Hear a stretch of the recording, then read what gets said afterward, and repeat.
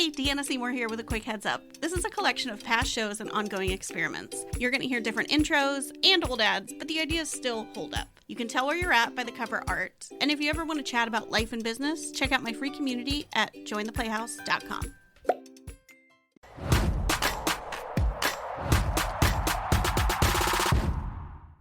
Hey, I'm Deanna Seymour. Welcome to another episode of Cool People Doing Cool Things, where I interview, cool people doing cool things. Today I'm talking to business doula Jess Langley. She's here to help you make more income and impact by seeing yourself in full color through business astrology, coaching, and brand design. And we seriously had the funnest conversation. We talked about birthing babies and businesses and what it looks like to actually price your work in a way that sort of gets rid of that starving artist mentality. We talked about why astrology might be secretly your best business North Star. I'm paraphrasing with that one. And of course, we also discussed our favorite Spice Girls. So listen in, have fun, and enjoy the show.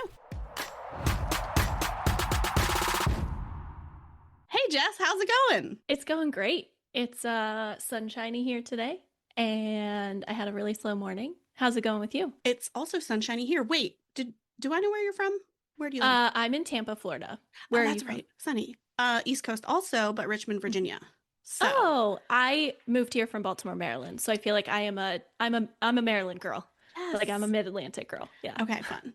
Do you like the Baltimore Ravens? I actually like the Commanders. I grew up closer to DC, and my whole family is like DC. Okay. So, well, yeah. My family Steelers people, so I thought we were going to have a fight at the beginning of this podcast, even though probably neither of us care that much about football. No, I don't care anymore. Yeah. Everyone look at us and we go, we don't care about football. I know, but for some reason that like rivalry has stuck with me. I'm always like, Baltimore. Oh, yeah. Anyone who says they're a Dallas Cowboys fan, I'm like, ooh, questionable. And then we're like, wait, actually, we don't care.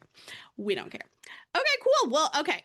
I'm so excited because actually you are my first guest on this new series I'm doing about cool people doing cool things. And I just sort of spotted you over on Threads. Mm-hmm. And I was like, do you want to come here? Well, I have I think I'm already ditching Threads. I don't know what I'm doing with social media. I just run around and I'm like, maybe, no. So I think at the time of recording this, I think I'm going to ditch Threads and Instagram. I mean, I'm going to ditch Threads and LinkedIn. I don't even know what I was doing over there. I'm not on LinkedIn. Yeah. And I'm just going to hang out. I need like one because I don't really like any of them, but I like people. And like this proves that like, oh, well, you can meet cool people on social media. And now we're talking like humans. And I greatly enjoy this. Like we've been talking before we hit record and I'm like, oh my God, we're new best friends. So if social media can give me new friends, that's okay. But I just don't really like any of them. I hear you. Which is not what this is about. So let me focus my attention back to this podcast. And the first thing I want to talk to you, this is the one thing that first caught my eye, was that you call yourself a business doula. And I want you to like, just talk about that, explain where you came up with it, why you call yourself that. And I want to say I love it. So okay. Well, a few months ago, I was coming out of my cocoon of motherhood and my youngest was starting daycare and I was starting to, just like think about what's this next evolution, this next chapter of my business. Like I was a graphic designer and a muralist for a really long time. I started mindset and pricing coaching. And then I like took these pauses for motherhood. I had back-to-back babies. And I was like, I feel like my whole thing, I have a podcast called Always Evolving Coffee Chats. My whole thing is evolving. We are always allowed to evolve. Like that was continued. And I had a really good experience both times with a birth doula and then a postpartum doula. And I was like, the whole point of a doula is to hold your hand through the process. So then I was like, well, what about a business doula? And I can't remember if I came up with that or if ChatGPT came up with that. I think I did. And then I was like typing in different options and they were like, here's some additional names that you could consider. It was like pricing muse. And I was like, this feels very AI coded. But I'm pretty sure I came up with the business doula. I was like, what about business doula? And they were like, this, you know how supportive. They were like, oh my God, that is actually, you nailed it. That's the best thing. And then you're like, no, maybe I'm not going to be business doula. And they're like, yeah, right. That was actually a really bad idea. You're so right. ChatGPT is like the Gretchen Wiener of robots, right? Like it's always just like, yeah, totally, whatever. Whatever you want. Yeah. Like that best friend in any of those movies. That's always just like to the queen bee. Like, yeah, right, totally. Oh yeah, we hate her. We love her. Yeah. Yes. But yeah, that's how Business Doula came about. And then I just kind of owned it. I was like, I didn't want to be called a coach anymore. Like I still go by myself as like a coach. Like I'm a pricing coach, I'm a business coach, but if I got to choose my title, it's business doula.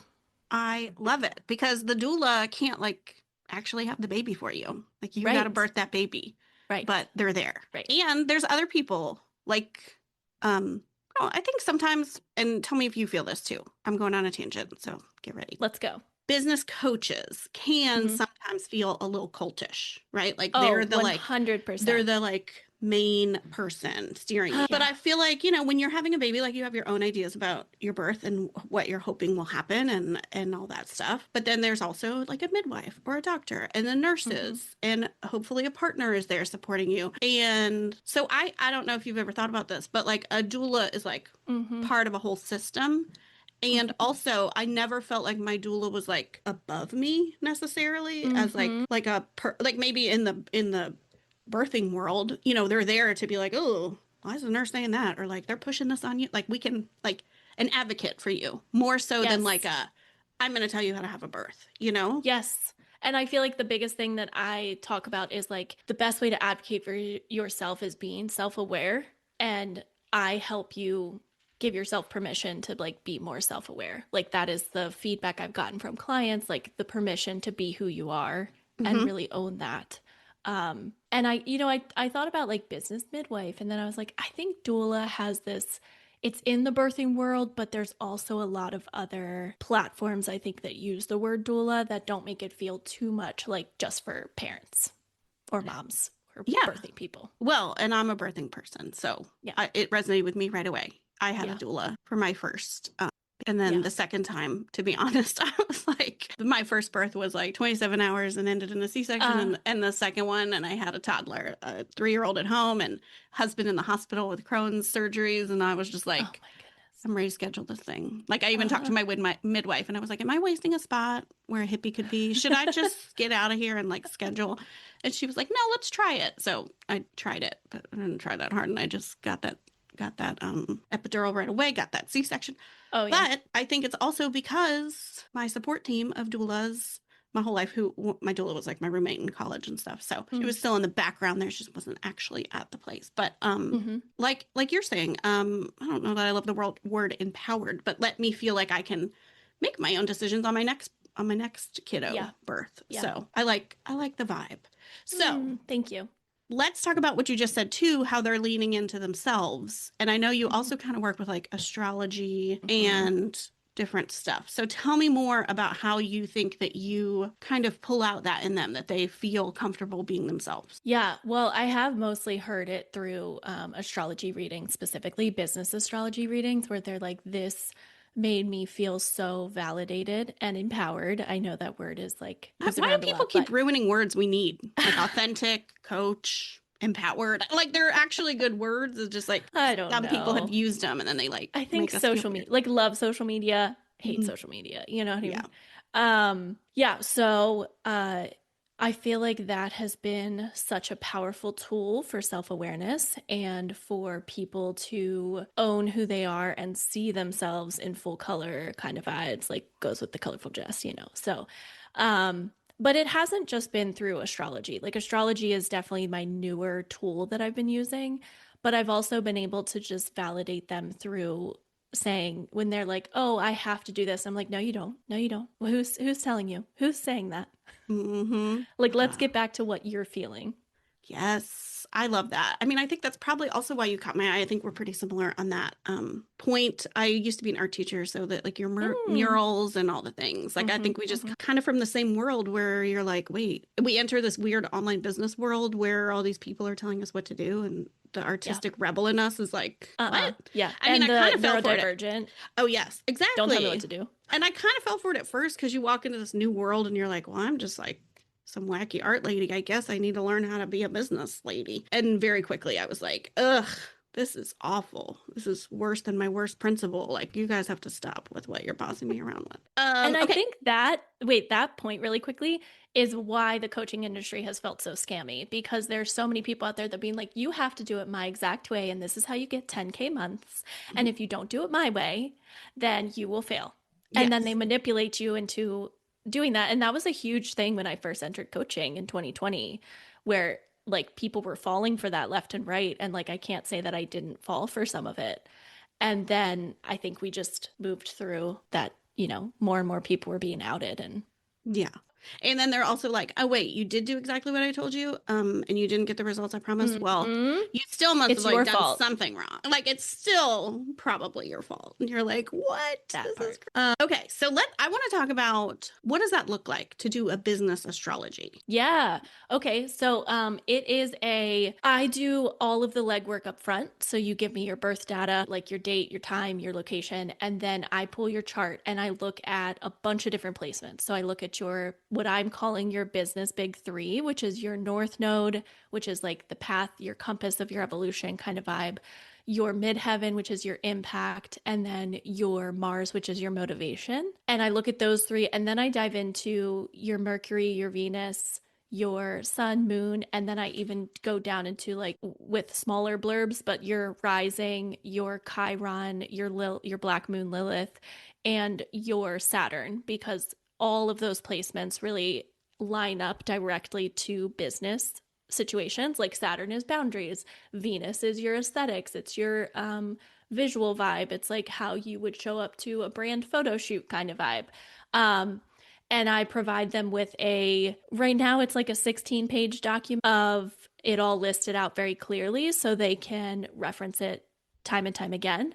I did one for myself and Fun. it's very pretty. Mm-hmm. uh and because I'm a graphic designer, so of course it looks pretty and organized. And I do like a business big three overview. And can I read mine Yeah, for the totally. for the for the crowd? Okay. Yeah. I wrote, you're here to create legacy work with clear structure and deep boundaries. You're here to build a soulful business that holds others, and you move at a grounded, sustainable pace rooted in values and pleasure. You are not meant to chase. You're here to be the lighthouse, not the lifeboat. Oh, And that's like an overarching overview, but then each placement goes into like, okay, here's how your pricing strategy could look like. Here's how your messaging could look like based off of this sign, and then combining it with other signs. So it can be a really helpful document.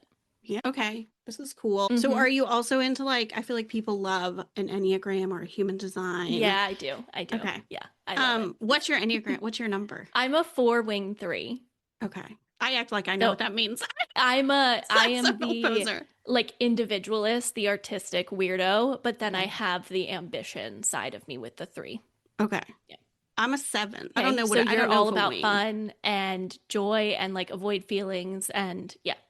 Yeah. And I am like all in my feelings. I have to feel special because I Okay. never felt special as a kid. Okay. I do think one time I came up as a 4. I think it That depends makes on what day sense. I I take have the test. Like some day like because I also with my ADHD always lose my results. And when yep. people are like, "What is it?" Yep. I'm like, "I can't remember." And then with human design, I put my birthday in wrong. And for the longest time thought I was a projector and I was like, "This is not And you're not. feeling me at all." I Yeah. am a generator, but not a Okay. manifesting generator because I A was sort of generator. disappointed because I thought manifesting generator sounded cooler than just a generator. I was like, what is that? I'm just like a worker, but projector always felt totally off. But I accidentally, Yeah. my birthday is December 9th and I put in 12/12, 12 twice. And I was like, whoops. Oh, That's so easy to do though, especially if you're like on a phone or just typing away and not thinking. I was just reading today that there was an astrologer on Threads and they were like, someone gave me the wrong birth date and I did this huge long packet of information. And it's like, what do I do? Like, I now have to go back through and do 5 to 6 hours of additional work because they entered in the wrong birth date. And it's like, people were like, you got to just double check. You learn the yeah. hard way and then you double check. Yeah, I'm like, oh, they need to pay again. They totally mean, That's which what is it what I feels would say like to someone though. else, but not to me. Right. I would Right. be like, it's fine. Yeah. But for Yeah. someone else, I'm like, oh hell no, they better pay again. Exactly. Oh my gosh. Okay, well that brings us to pricing. I also Yes, just want to let's say talk before we wrap that up that I think no matter what, and I'm not like slighting the astrology part, but Oh, yeah, I sure. think the reason people love an Enneagram and a human design, it just goes back to what you're helping people do. Even like when you're saying, oh no, you can make your own rules, like you can do it your own way. I think people still crave structure. So they're like, are you sure? And when you can point to something in their astrology or like in their Enneagram, then Mm-hmm. they're like, oh, okay, that's like the proof I needed for you to tell me like, oh, that is me. I can do what I want. So I think it's cool that you like brought Mm. those two things together. So you're not just saying like, you can. People are feeling like, why? How do you know? How can like Why? they just Yeah, that's like a right. safety in having a 16-page document explain to you why this is what works for you. And then you're like, oh, yeah, she's right, you know? I bet it's Hmm. really fun to read. I bet it's so fun to Oh, get that so from fun. you. So fun. And people are just so excited about it. They're like one woman was like, I feel like I'm gonna cry. And I Yeah. was like, that's always the best compliment. Well, because they feel seen, I bet. Yeah, And they that's like feel right. like the release of like, oh my gosh, this is me. And you're telling me that I can show up in my business this way. So, Mm-hmm. and Mm-hmm. also I just want to point out that even though it's like a business astrology, the fact that you're just asking the people for their birthday, I work a lot with solopreneurs. And I'm always like, it's Yeah. like you like I know we're not our business in terms of like, oh, that But you client are. didn't want to Yeah. hire me. It's about Mm-hmm. me. I get that separation, but like really when it comes to branding and like how you show up and how you market, if it's just you doing it, like you were saying, sustainable marketing, like you have to pick stuff that will work for you. Like you are not a machine. So Yes. in some ways, I'm like, yes, it's a business. It's not you. But when it comes to all the things we have to do day in and day out, leaning into you and what feels good to you, it's like 100% the way to All the go. hats we wear. Yeah.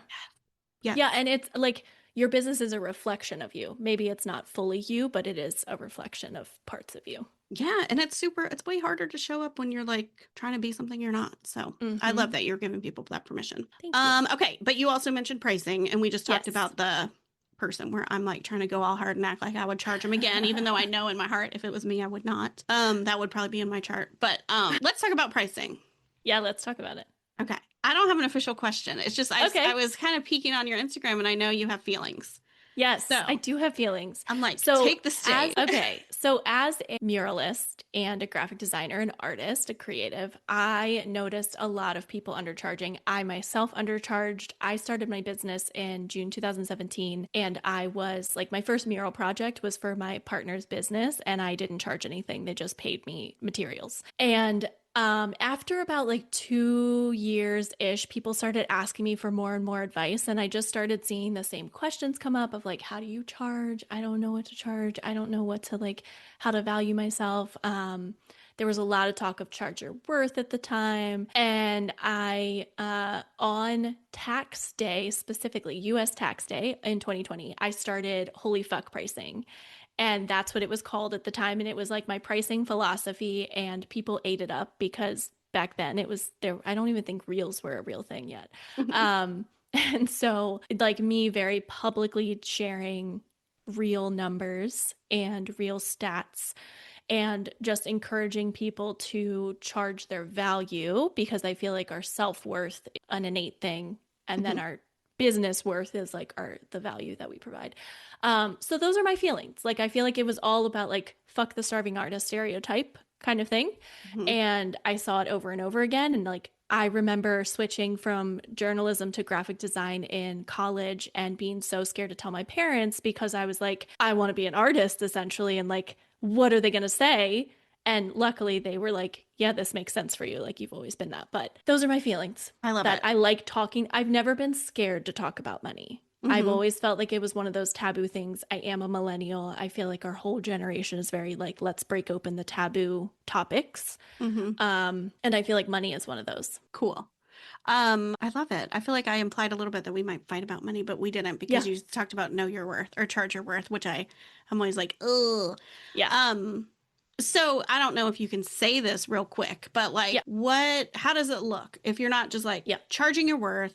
And then I think sometimes some pricing advice for me goes into like very one-sided. I like that you brought up the value of what you're giving because I think some Mm-hmm. advice can turn into like, well, I only want to work, 5 hours a week and I want to make $1 million. So I'm just going to divide 5, and then that's what I'll charge every client. And I'm always like, well, wait, shouldn't you also look at like your cost of goods and like what you're doing and what you're giving them and what the market can bear? And like I start Yeah. acting like I'm in Shark Tank or something, but I'm Yeah. like, that feels like you're just exploiting the people. Like you're just saying like, this is what I want. I don't really actually care what you're getting. This is what I like. It just seems very one-sided. But then there's the other thing, like the starving artist thing, where you're like, I don't You're undercharging. like people Yeah. pleasing and like you're I mean, it is hard. It's so It's hard. hard.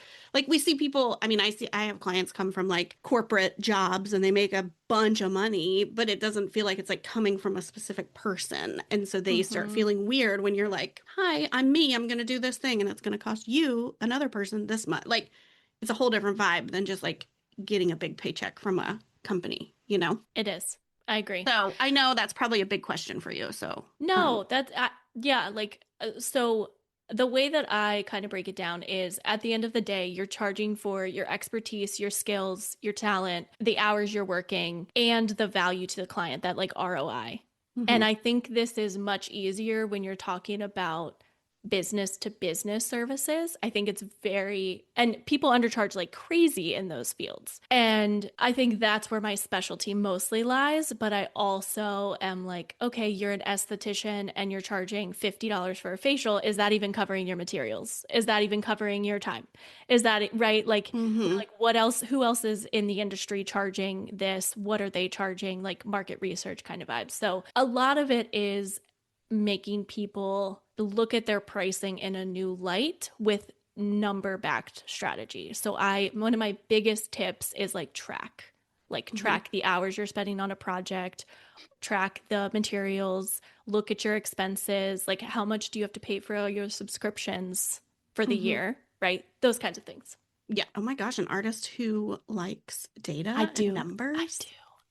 You're kicked I don't out. love You're all kicked out of of the it. artist club. Like, yeah, I don't love all of it, but I just love the business side, which I think is why I like coaching so much more. Yeah. And if you want to stay in business, you got to make money. Like now I still sound like I'm in Shark Tank. I'm Mr. Wonderful all of a sudden. I'm like, we need the money. But really, I mean, I went to school for art education, which is funny because I was originally majoring in photography. And my parents were like, you need a real job, which I'm like, oh yeah, a teacher. Great way to go. Like I could be working for some Richmond like ad agency and making $1 million. Yeah. But no, I wanted to go the safe route and be a teacher.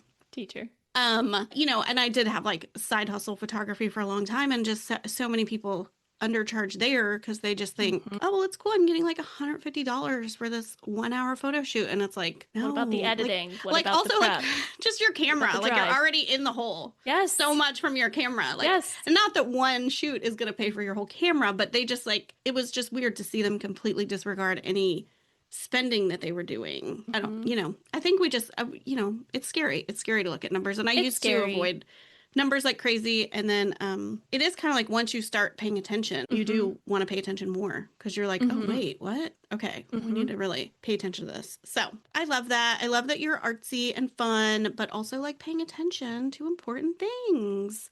So I love it. That's why you're a cool person doing cool things. Thank you. I'll take that. I'll receive that. Also, I just have to say, because in the middle of our interview, I noticed it and I was like, Deanna, cool your jets. You are wearing a Spice Girl t-shirt right now. I am wearing a Spice Girl t-shirt. I was like, oh my God, this is amazing. I love the Spice Girls. I had their poster on my wall as a kid. Well, I'm a little older than you. We talked about that before the show. Yes. I was the editor-in-chief of my high school yearbook. Thank you very much.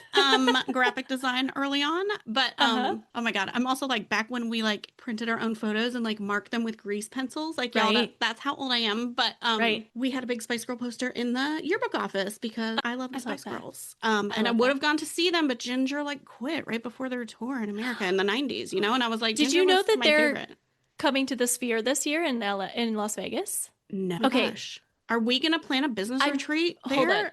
Yeah, right. I'm pretty sure. Let's fact check that. But someone told me, because I was wearing this shirt, and they were like, oh my God, did you hear that there's a rumor? And then I think I saw it online after that. I'm pretty sure. Or you just because it's their 30th anniversary or something. I mean, it makes sense. Yeah. But I thought they couldn't get Posh on board. This is sounding familiar to me also, but did they finally get her? Maybe it's just that it was like in the works. I don't know. Yeah. I don't know if they did, because she's on a whole different trajectory. Yeah. Anyways. Okay. Wait, who was your favorite Spice Girl? Who was yours? I loved Baby Spice. I was a kid. I was like 7. Yeah. And then I loved Posh Spice, I think, because the inner like rebel in me was like, I was like good girl, but like secretly I'm like my Scorpio moon and like my, like, so it's like I have a dark side. And then my 7 was like, oh, I'm Ginger's yes. side. Yeah. And those like Chupa Chups lollipops or whatever. I feel like I would get those a lot in high school. And they like had stickers. Yeah. Yeah. Anyways, you were 7, I was 17. It's fine. Totally normal for me too, everybody. Calm down. Anyways, oh my gosh. Well, this was so fun. Thank you so much for hanging out here. I hope, even though you're on Threads, are you also on Instagram some? Like there's I am. Yeah. Okay, cool. Yep. So if Yes. I stay on love Instagram, then yeah, why did I go We'll to stay LinkedIn? connected. What was I thinking? Okay. All right. Well, I'll see you over there on Oh wait, and tell the people where they can hang out with you. Oh, yeah. Okay. So thecolorfuldress.com and then Instagram and Threads at thecolorfuldress. Okay, perfect. Super easy. All right. Well, we're friends now, so I guess we're going to the Sphere later this year, and I'll talk to you soon. I love it. Bye. Bye.